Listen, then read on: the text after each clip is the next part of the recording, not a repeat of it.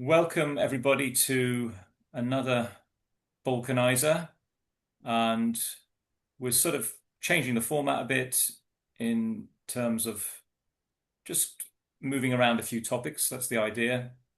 Um, and looking first of all at some local information, if you like, as you know, true to the name of the podcast, which is Balkanizer. So we'll talk a bit about like Montenegro, Bosnia, um, on recent travels, something about that. Mhm. Um, and then we'll look a bit more at the sort of the situation in Serbia and around current situation, a bit of historical background to that as well. And then the idea is also get onto something more wider interests like AI and wider issues about culture, civilization, and so on, and maybe something on health and disease. So we'll see how we go. But let's kick Right. off.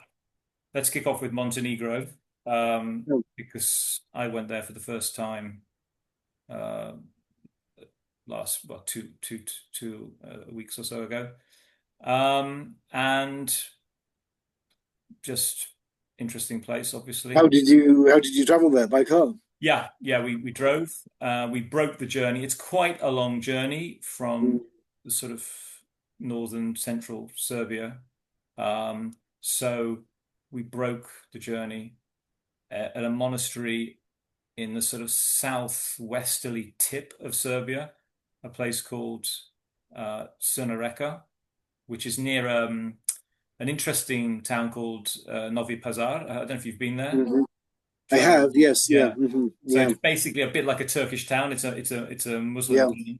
Hmm. Um, Yes, you get a strong Muslim feel there. that's right, definitely.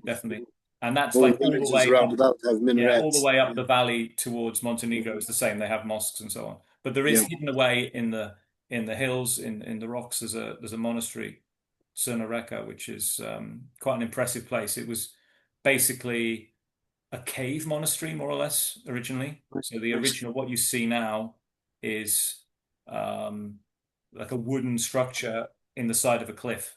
Hmm. And Hmm. that's where you have the church, the chapel, the old living quarters, and various, there's a confessional and so on. Is it Uh, frescoed? yeah, let me think. Yes, it is. It has some impressive Right. frescoes. Yeah. And there's a place, the right, yeah, the couple of saints who was there, and yeah, the Hmm. legend is that one of the saints was praying, and he was bothered by the because there's a sort of one of these canyon streams going down by the Hmm. monastery, but there's no water in it, and the legend is that he because it disturbed his praying, he prayed that it would stop. So apparently now the water only comes when there's really heavy rain. Right, right. Um, Hmm.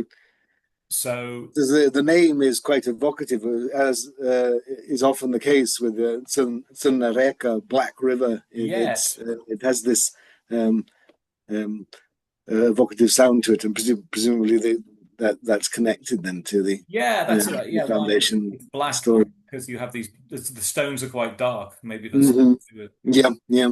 Um, but now they have like there's a modern building complex there as well. So Right. and guests and families can stay there. So they have Mhm. quite an extensive uh, like What settlement. they would call a konak in Yeah, that's right. in And Serbia. they have a tradition of having, young families go there. People go there with kids. And there's Yes, a yeah. kitchen. You don't eat with the monks in the refectory in the other building, but there's like a kitchen and you can prepare your own food. So Right, right, right. it's definitely, worth a visit for anybody who likes, Mm. being to monasteries. Um, And is it in a very um, secluded and difficult to get yeah, to it sort is of actually. Yeah, it's site? quite. Yeah. You have to drive. At first, it seems reasonable. You have to go off road and going on these winding roads, but the last Mm. bit's very steep. So you require quite a good car to get up there. Although Right, the road right. surface is basically okay all the way. Mhm. It's good enough for most cars, but the last bit you need a bit of energy to get up the slope. Yeah, Uh, yeah.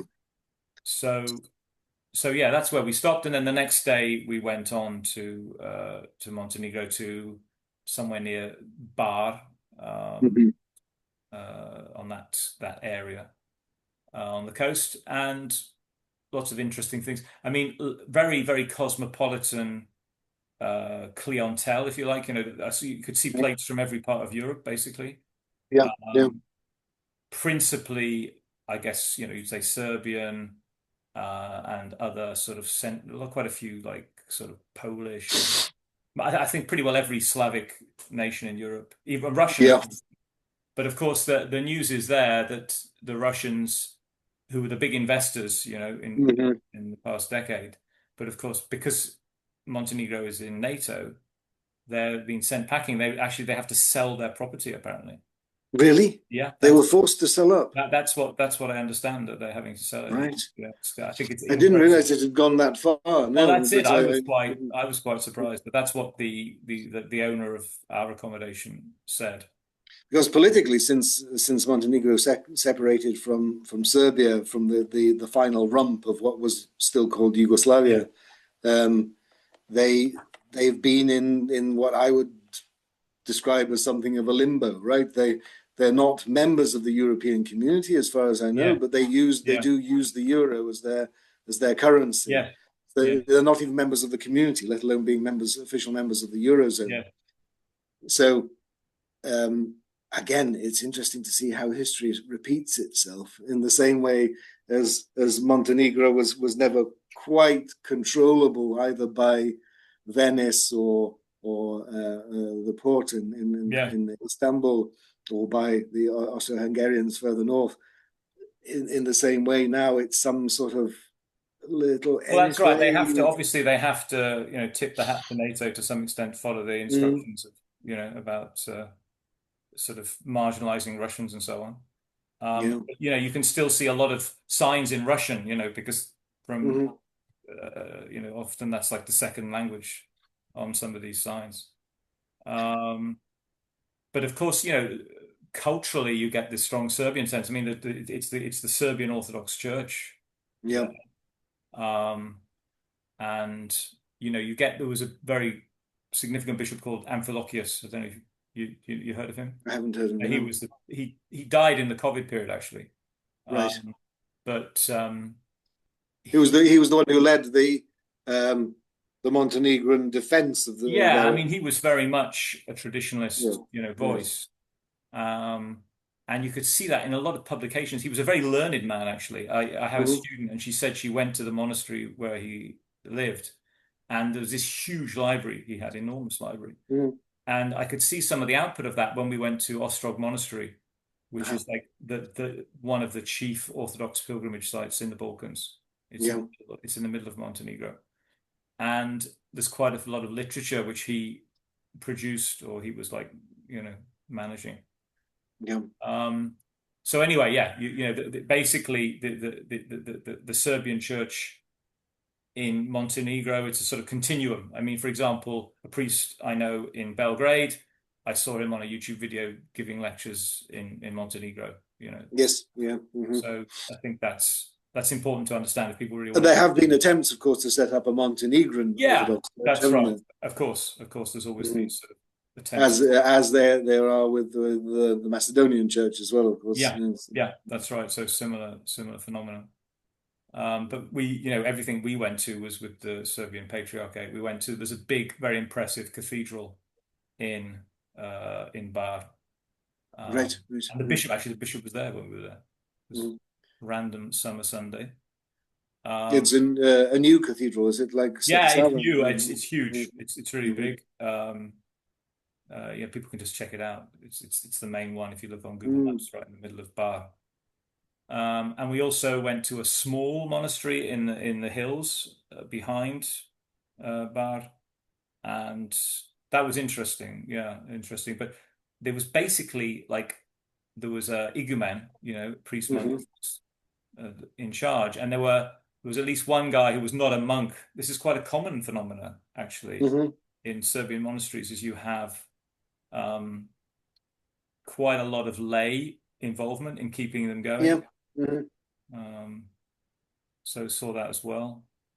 And then Ostrog itself, which I say it's thousands of people go there every day.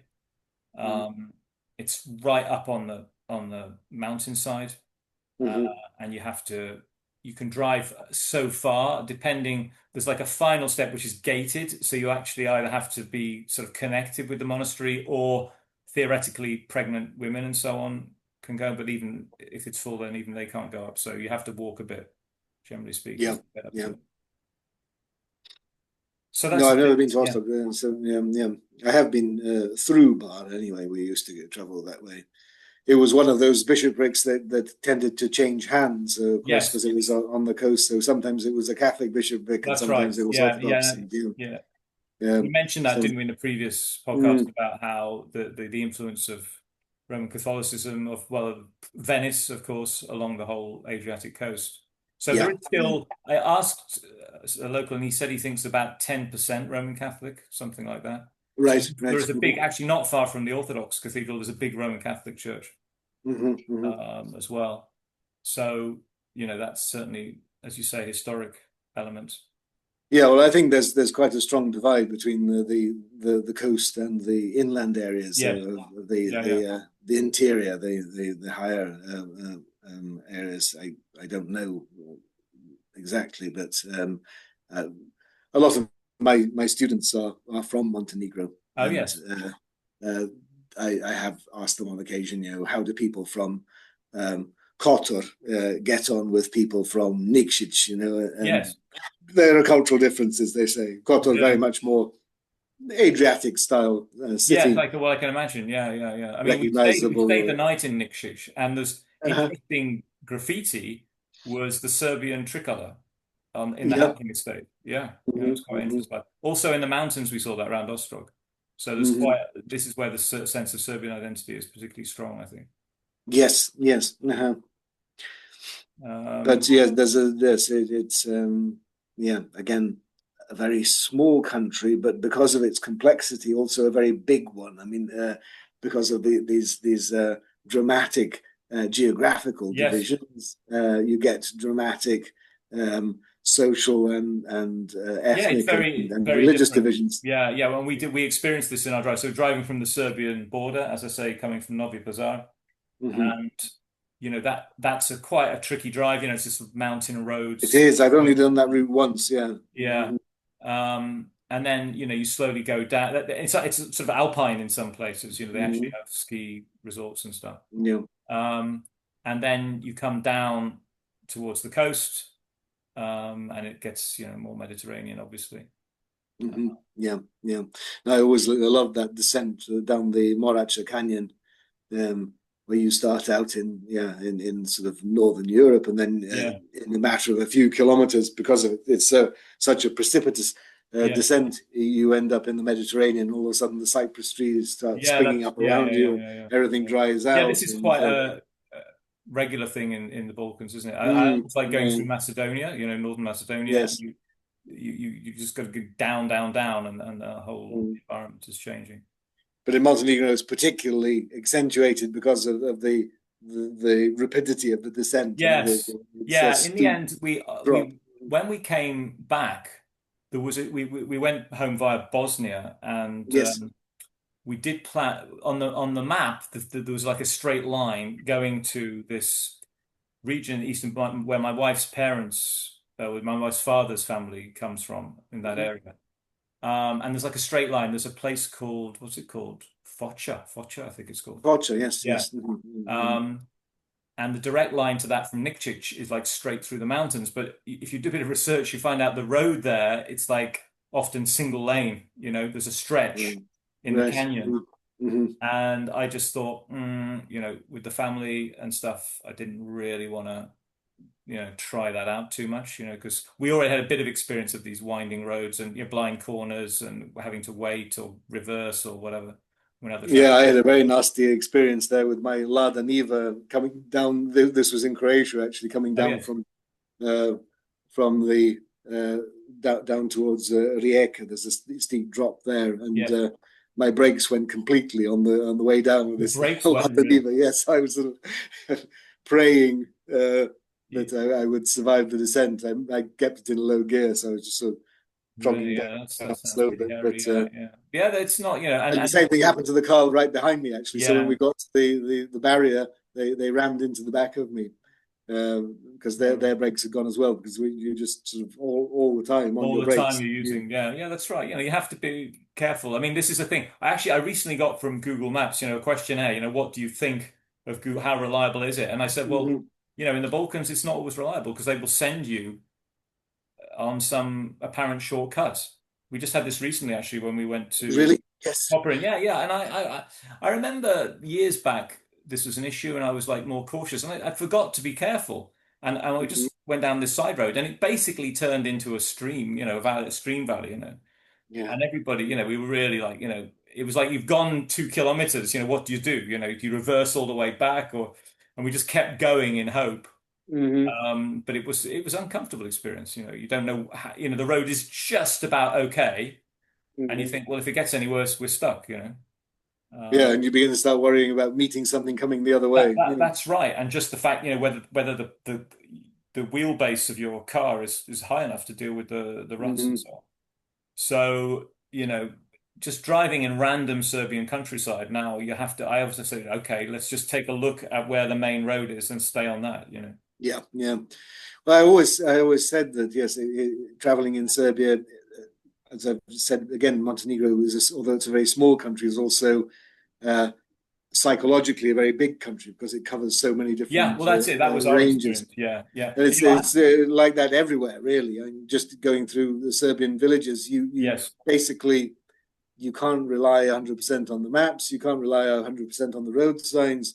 So yeah, you're going to have to stop. You're going to have to ask people the way. yeah. You're going to have to um, um, take a wrong turning and double back and Yes, all sorts of yeah. things like that. So um, it it gives the feeling of being in perhaps well, it adds something extra to the whole process of Well, exploring, I that's it. suppose. Yes, I always think this is often a sort of little thought of mine is you compare flat country and Mm, mountainous country, and it's like how much extra, so a certain country has, 10,000 square, 100,000 square meters, but is it mountainous or plain? Because it's a yeah. completely Mm, different world, isn't it? With mm, how much more surface area, in fact, you have in a mountainous yes. country.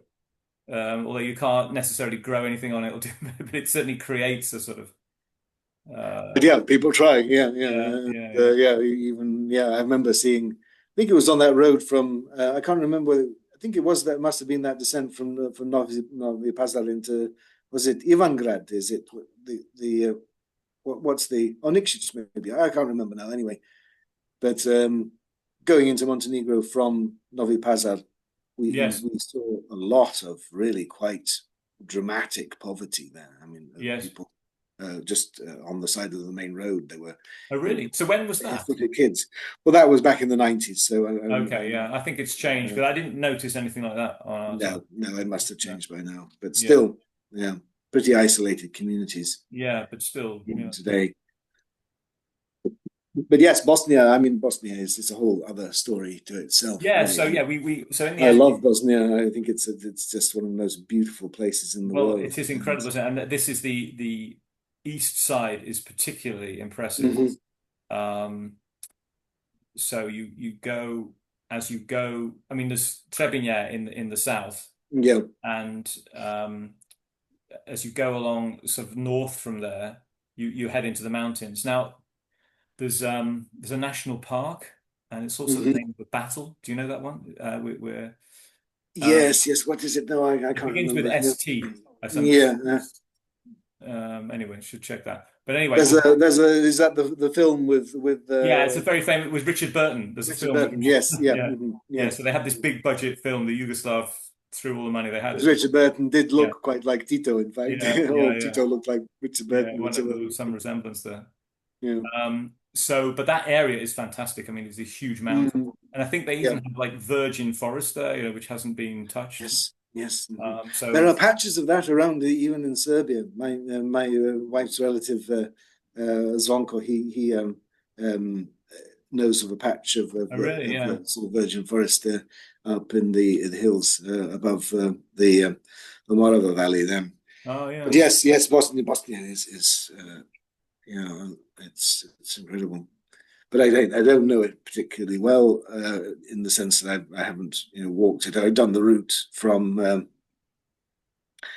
um, well, it's from Belgrade to Korčula to the Dalmatian coast that we did most frequently, but that took us through right up into the high country of Republika Srpska in that sort of central part of what it would be up from the Drina up into the highlands and then Yes. down over the top Yeah. into Sarajevo, Yeah.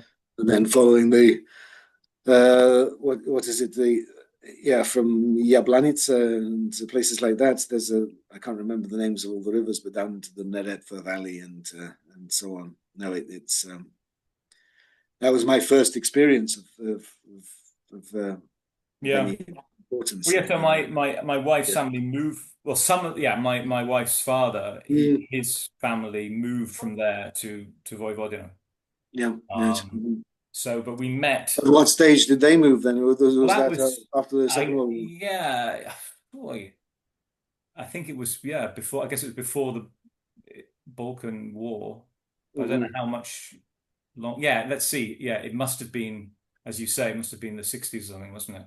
Something like that. Right, right. But it was, we met the half of the family that stayed there, Mm-hmm. and that was very interesting, that, like there was one, uncle, well, my wife's uncle, and his, yeah, the exact relations I can't remember. But anyway, one of them, he had a war injury, so he fought in the Balkan War, and What city is this? What town? this he lives in Visegrad, Ah, yeah, right, yes. yeah. Mm-hmm. Yeah. And his one of his brothers died in the fighting, Mm-hmm.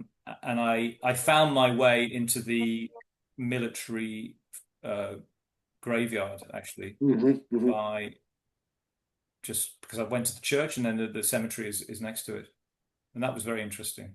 Very Yeah, interesting. I get the feeling that Serbs in Republika Srpska today are um, very conservative and very Yeah. Well, I strongly mean, orthodox.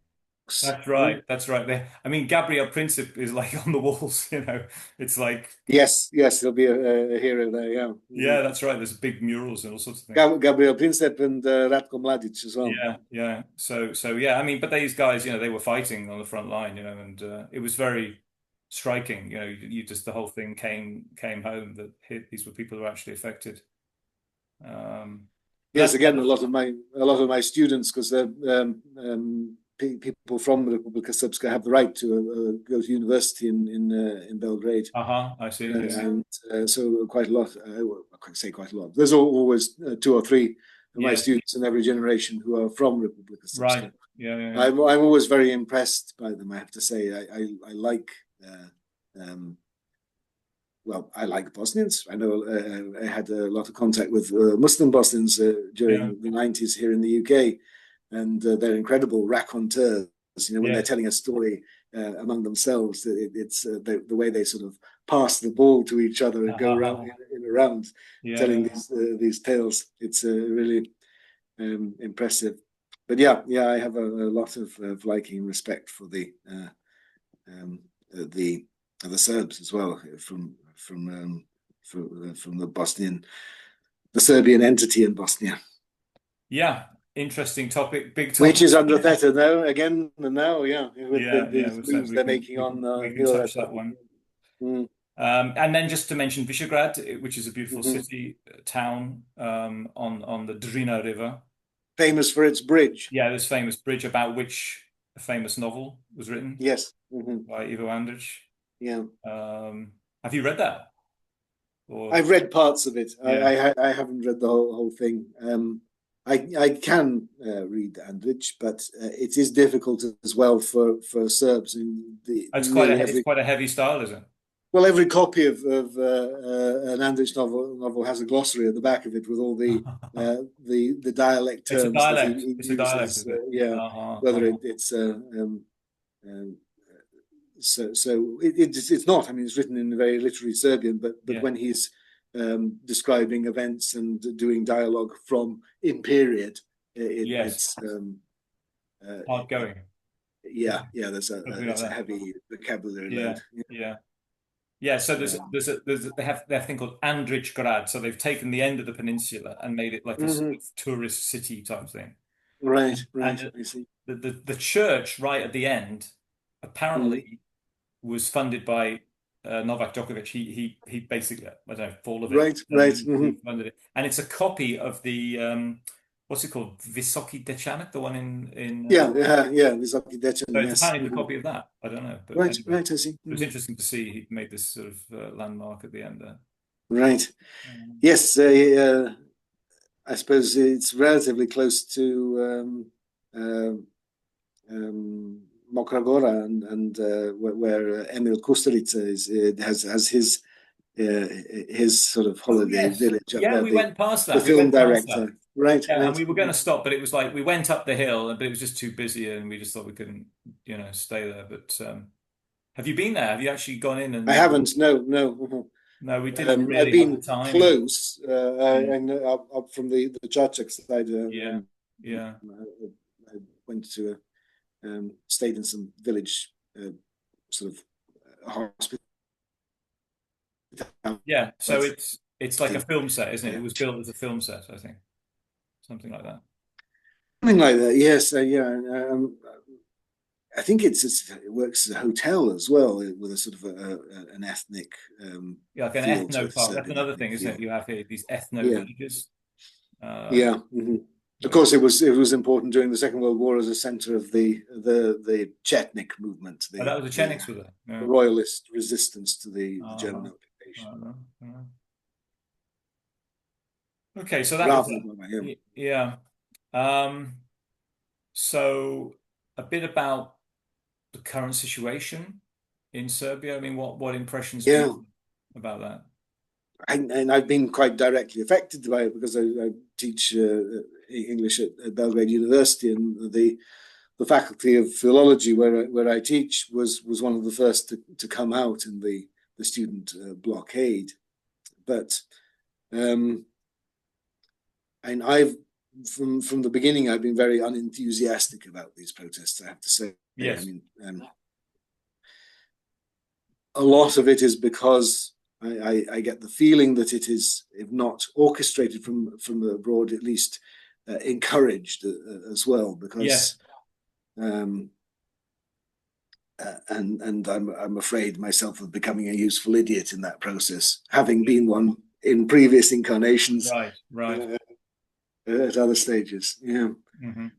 So Yes, because there's an ongoing protest movement, so you yeah, yes, lots of protests, lots of street protests, lots of and these sort of modern tactics of street protests are quite evident here, where they'll do sort of lightning blocking of roads to cause maximum disruption to traffic in central Belgrade yes. and things like that.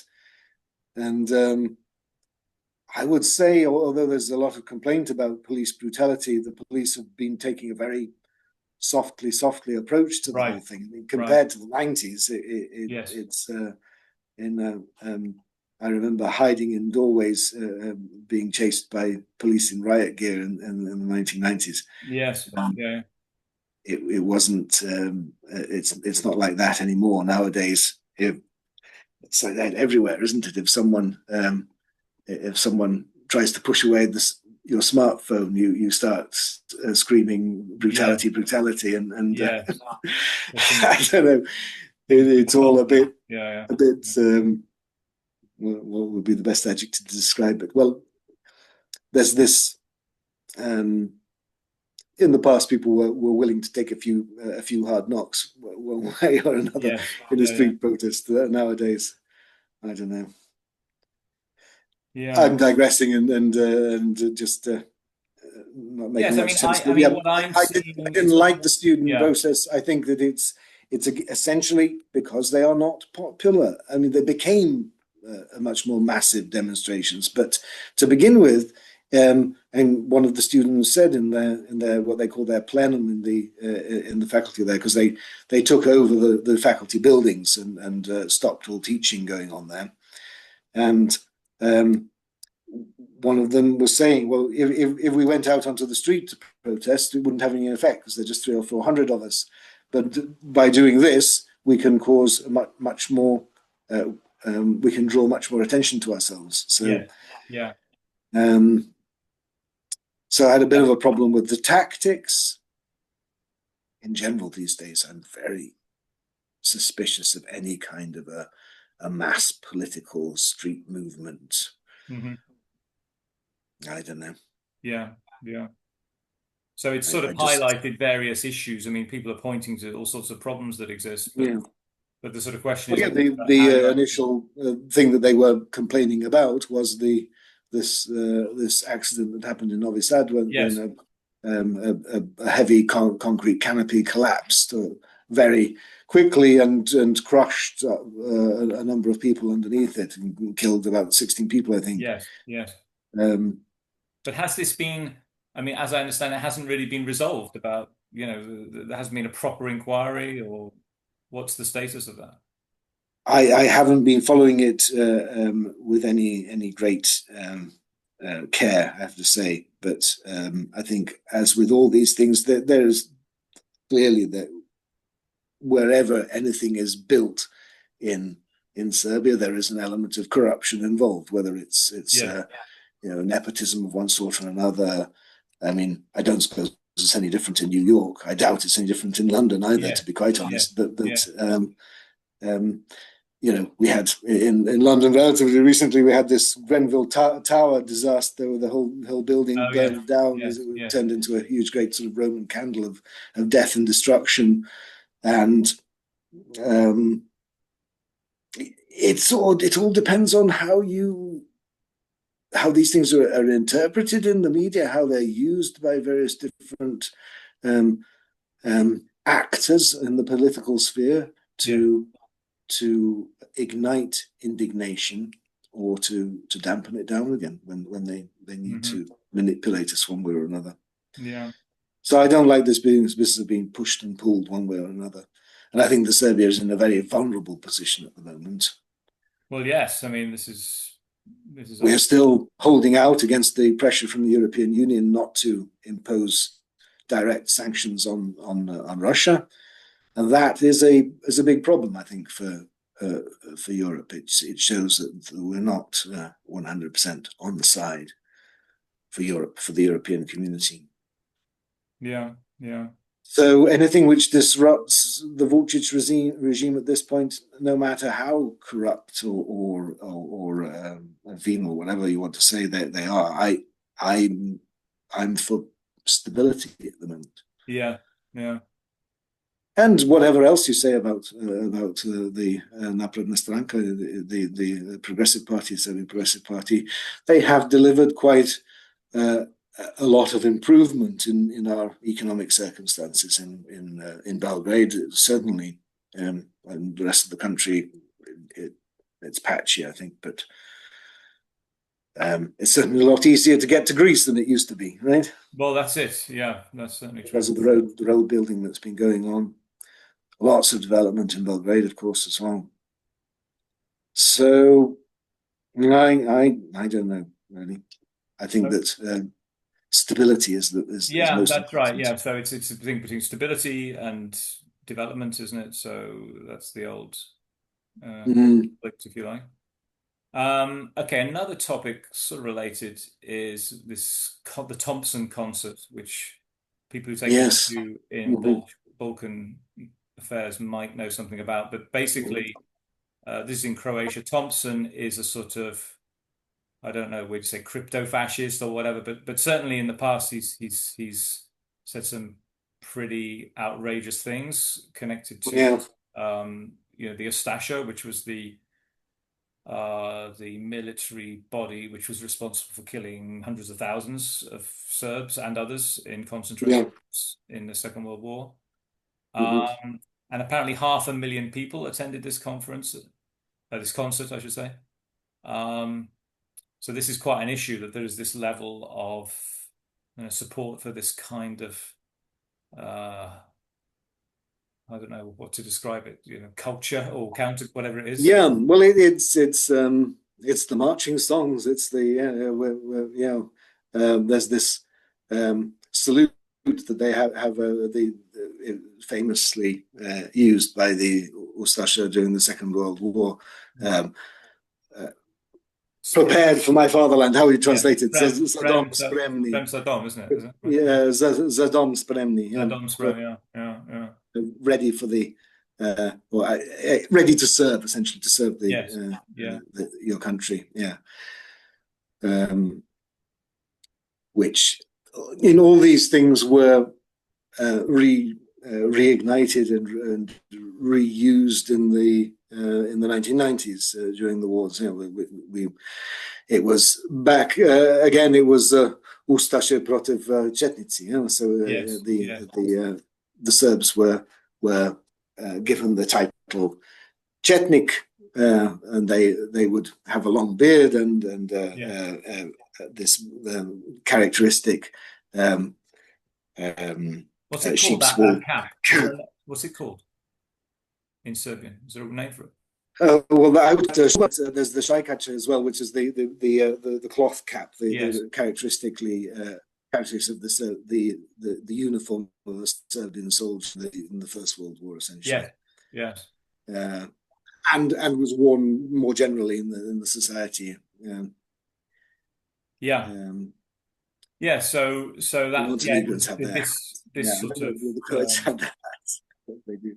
Yeah, it's just so yes, it's again, it's a maybe we can see it as an attempt to reignite ethnic tensions. Yes, in the Balkans.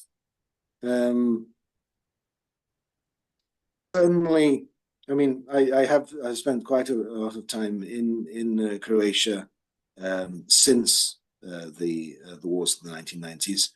We started. I was indeed married to my wife the first time. We had a civil ceremony on the island of Korčula in the city of Korčula, and we got married there simply because it's beautiful. And we had a nice party in a little restaurant looking out over the Adriatic there. But I have always felt a little bit uncomfortable because when I go there by car and I drive. So I have a Serbian registered car, and that does identify you as a Serb when you go there. I wasn't the only one. There are a number. There's always a number of Serbian plates that are seen around about. Although fewer and fewer, I had the feeling. So the last time I was there was in 2019, I think. Yes. No, we went again in 2022 after COVID. So I have been there since. But I think that I got the feeling that there aren't as many Serbs going as there were. I get the impression that a lot of people go there on holiday from Belgrade. I mean, do they? Yes, Belgrade in particular. From students, you know. But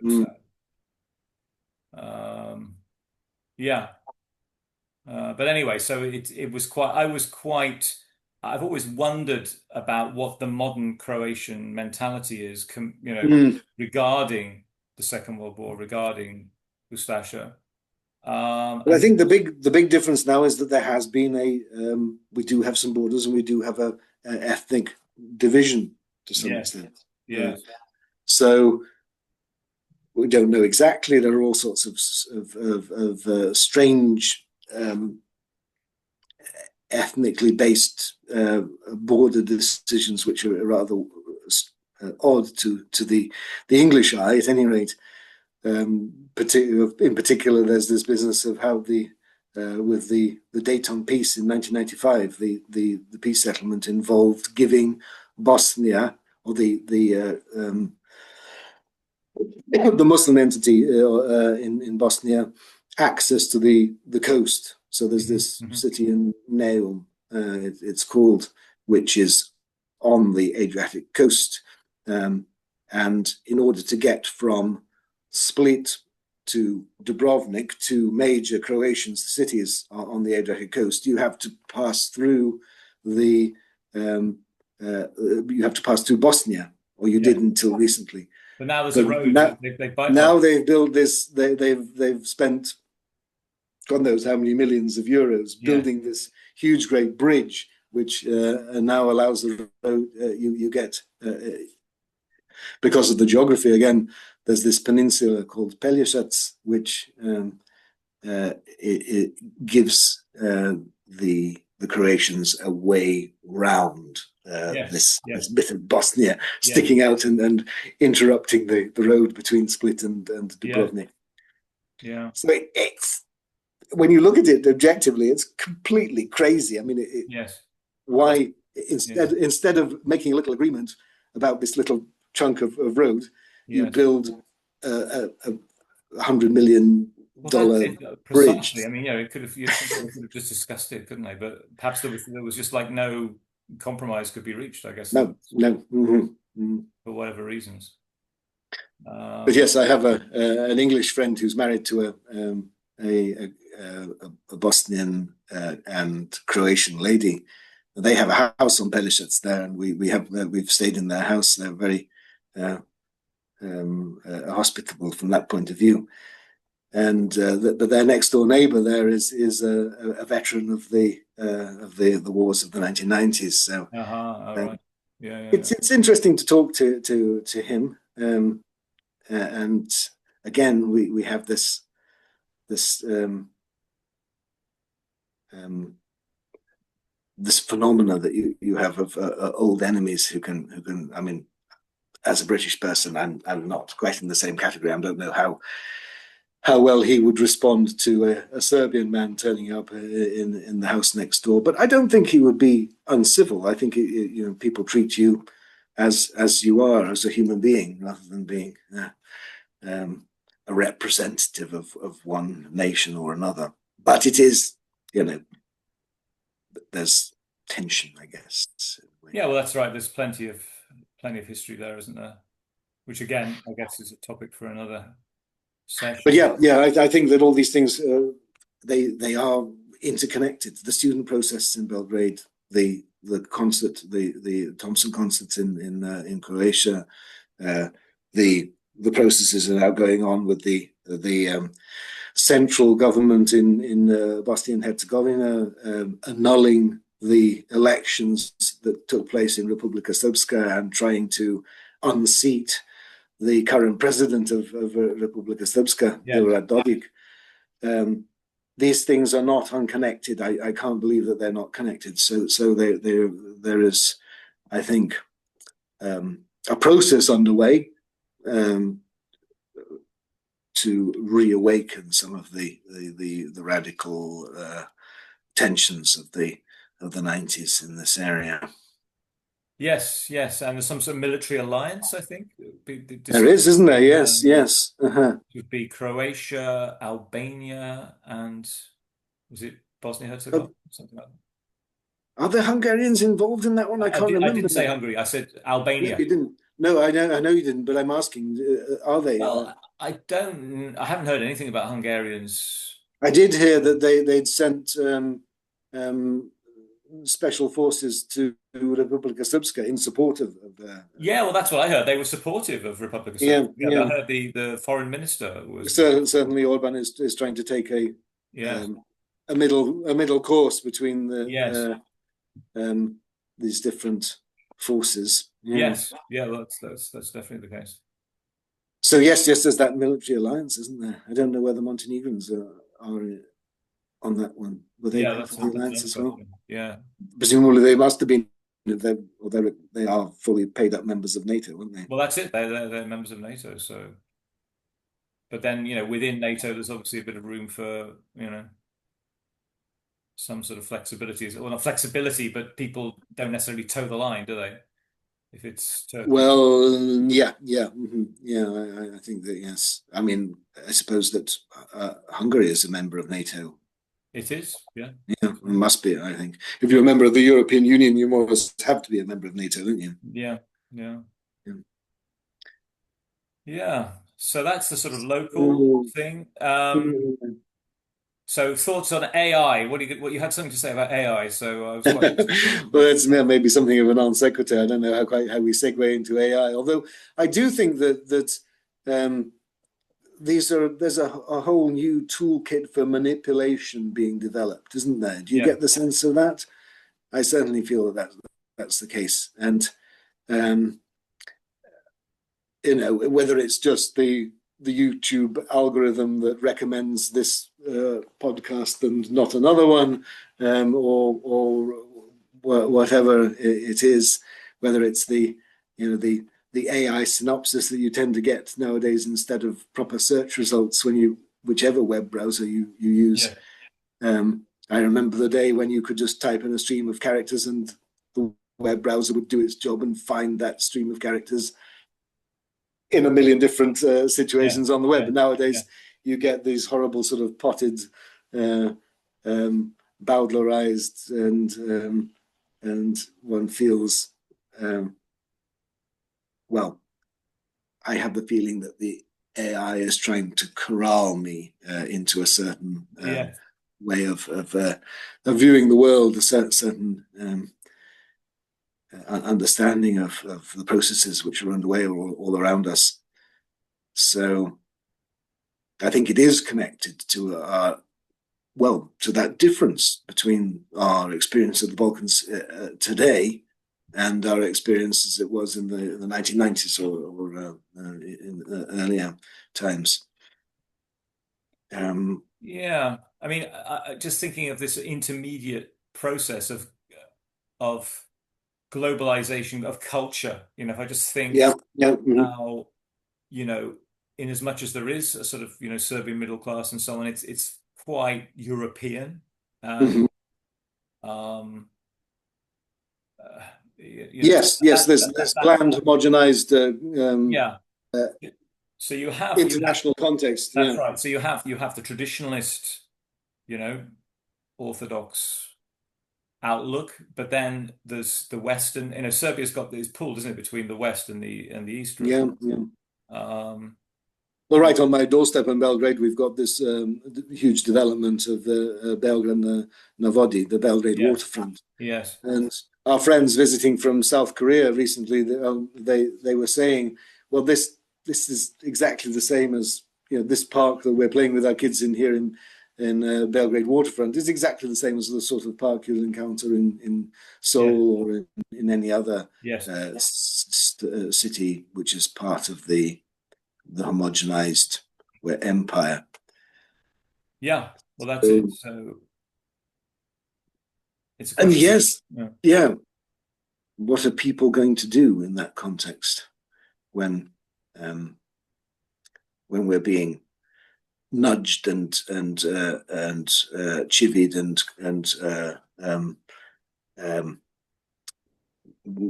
pressurized in one way or another towards a certain way of thinking, a certain way of living, a certain way of viewing the world. I think. I mean, I'm very skeptical about the whole AI thing in Mhm. general. I think a large part of it is people just talking up their investment portfolios, Mhm. promising all sorts of wonderful things from artificial intelligence, so called. And we can talk about what we even mean by when we say artificial intelligence. But it seems to me that what we're talking about is yeah, chat GPT and things like that can write student essays for you. I think it is going to have a big impact on my teaching, I have to say.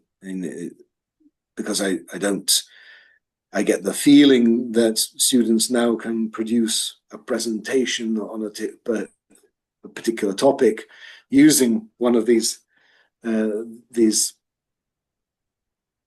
AI, what do you call them? And it will sound all right. I mean, I think it often lacks originality. It lacks a real color, and you can't really see the personality of the student coming through. But the grammar and vocabulary is fine, right? Certainly that they can do. It can do that definitely. um, Yeah. I have a friend who's just setting up a school in Portugal now, and he's been recruiting staff for that, and he's saying that a depressingly large number of the applications he gets there are obviously just AI generated. Yes. Yes. People uh, they'll scour the web for all sorts of job advertisements, and they'll generate some sort of um, uh, resume and cover letter, and send it out to all sorts of places in the hope of picking up some interest. But he says they are, you can sort of spot them. You can tell Yes. quite quickly. You begin to develop a sense for what is Well, AI written. yes, I think so. I think so. I mean, I remember it was some competition. I was supposed to be helping these kids prepare for some grammar school, inter grammar school competition. And they had to Mm-hmm. do a presentation about, usually some historical issue like Henry VIII's six wives, or Catherine Mm-hmm. the Great, or, these sort of, or Mm-hmm. genetics, or Monte Carlo. So it could be anything really. Um, but one stood out to me as obviously, a 16-year-old Serbian didn't write this text, but in the end, nobody cared. Actually, I was just trying to say, well, look, they didn't write this, um, Mm-hmm. but it was just, well, okay, as long as you can get up there and say something. So I think Well, now you're it's saying, another. Sorry, yeah, sorry, I interrupted. no, I'm just saying that, it's a different, most places it's, I don't know, it's about how good you can write, how well you can write a prompt or something like that. It's a new world we're in. It's not like what you can produce personally, but what Mm. the quality of your prompts is like. And from that point of view, I think it is dangerous because it's. Um, I was before we started recording. I was talking about it, wasn't I? About with the comparison to satellite navigation. So we both remember the times where you had to have a map book, and Yes. you had to be able to remember directions, and your local knowledge of the street network was of relevance and importance to you. Yes. Whereas now you just type it into Google, into Google Maps, or some Yeah, other that's it. But still a bit of navigation. intelligence is needed because, Well, you have to be careful, don't you? If you yeah, start relying on it 100%, then yeah. then you get into trouble. But But I yeah, think it's analogous in that that's it right. forms that particular part of the brain which we Yeah. developed will atrophy in the younger generations. And I Yeah. think it's even worse with AI when you're trying to organize your ideas and plan the logical explanation, a logical progress through an essay or a presentation of some sort. If you delegate all that to machine learning, then you lose the ability to do it yourself. And I think that that's a trend that's been going on for a long time. Actually, Yeah. if you imagine all the different skills that you had to have as a medieval peasant, or if we take it up to the peak of that period in the 18th century, when we had all sorts of um, really quite high level technologies functioning all around us, required a lot of human skill, whether it was the orchestra, the violin maker, the wheelwright, the weaver, the shipwright. I mean, those 18th century ships of the line. I've just been reading this Patrick O'Brien about the Napoleonic Wars from the point of view of the British Navy. Yeah. All those skills, all those abilities are just thrown away and Yes. lost. And there's been this continual knowledge apocalypse going on. This sort of everything becomes more and more about money and less about what you can do. Interesting. Yeah. Yeah. Um, I feel so. That will be the same with artificial intelligence, perhaps. Yeah. Yeah. We have to think about this, don't we? About what we just focused, as you say, on money, technology, and not practical things. So But it is all voluntary again. There's no reason why we shouldn't be wearing hand woven woolen clothing now. There's no reason why we shouldn't build our house out of stones that have been dressed by hand with a mason with a chisel. And there's Well, I mean, but the immediate reason is that it's not available, is it? I mean, well, immediately. that's right. Yes, when I wanted to I mean, rebuild my yeah. my house, my traditional Serbian house built of mud, I couldn't find a craftsman who knew how to do it anymore. Yes. Yeah. Yeah. No. But these things can be relearned. And Yeah, I guess so. I guess so. Okay, well, I think we're sort of running out of time here, so we've covered a bit of ground, and we can just perhaps get back to some other topics another time. So great. Okay, we'll well, wrap up as there, always, and an interesting discussion, good to Peter. Thank you. talk, and we look Yeah, forward to joining people again, or people joining us, hopefully, in yeah. on future episodes. Yes, well, it'd be nice to start generating some questions, wouldn't it? Yeah, that's right. That's what we'll, questions is the way, isn't it? Audience questions. Yeah, if anyone wants to ask us anything.